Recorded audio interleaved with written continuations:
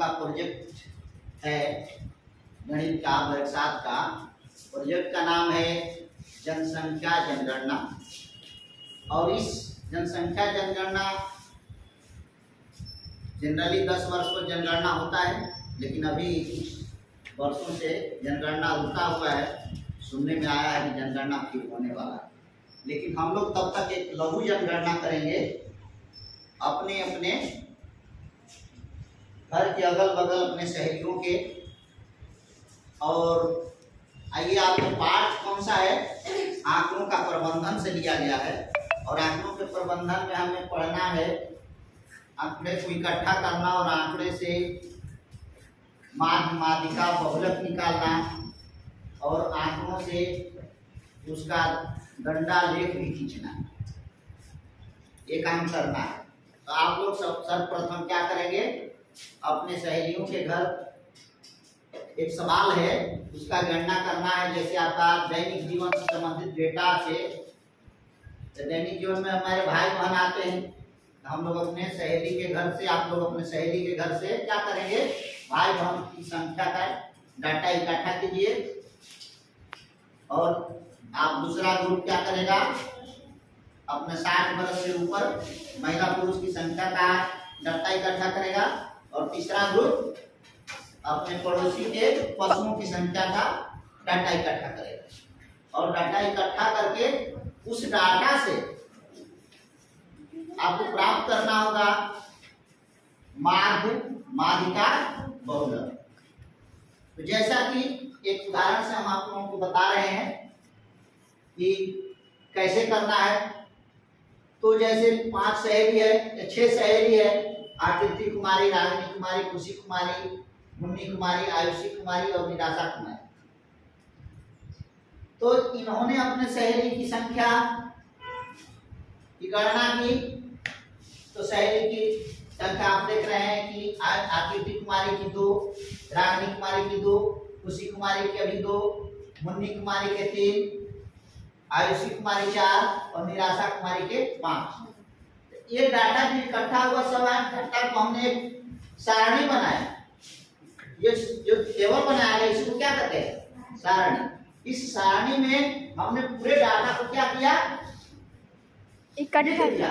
और लिखने के बाद इस डाटा को जोड़ दिया। जोड़ दिए तो कुल कितने प्राप्त हो गए? 18। हम मैथ में पढ़ चुके हैं कि माध्य बराबर क्या होता है। अच्छा, इस डाटा से देखिए सबसे कम भाई बहनों की संख्या कौन है? 2। और सबसे ज्यादा किसके भाई बहन हैं? 5। तो 5 जिसके भाई बहन उसका नाम क्या है? और सबसे कम वाले 3 है। तीनों का संख्या अब इस डाटा में देखिएगा कि 3 लोगों का एक सेम है ना? तो अब इन डाटा को जोड़ देते माध्य बराबर हम जानते हैं कि जो टोटल आंकड़ा प्राप्त हुआ, टोटल भाई बहनों की संख्या और उसमें कितने सहेलियों के घर से प्राप्त हो उससे भाग दे देते हैं। तो जो भाग दे दिए जोड़ करके तो कितना माध्य आ गया? 3। अब उस आंकड़ों से हमको निकालना है क्या? माध्यिका। तो माध्यिका निकालने के 2 सूत्र होते हैं। एक, जब डाटा जब कितना है? 1 2 6 आंकड़ों की संख्या कितना है? 6।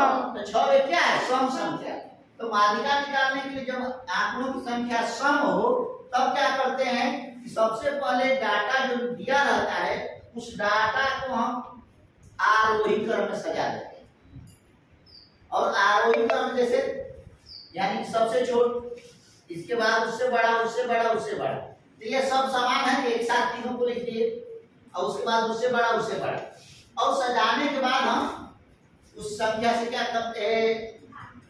देखते हैं कितना है, काउंटिंग करते हैं तो आंकड़ों की संख्या कितना है? क्रम संख्या क्या बता रहा है? 6। ये सम है। तो सम के लिए है कि जब आंकड़ों की संख्या सम हो तो माध्यिका बराबर होता है n/2 और n/2 प्लस 1 में पद का माध्य, माने दोनों पद अगर सम होता तब इसमें देखते हैं आंकड़ा जो 1 2 3 और n में भाग देते हैं तो 6 में 2 से भाग देते हैं, कितना आएगा? 3। तो 3वां पद क्या हो गया? 2।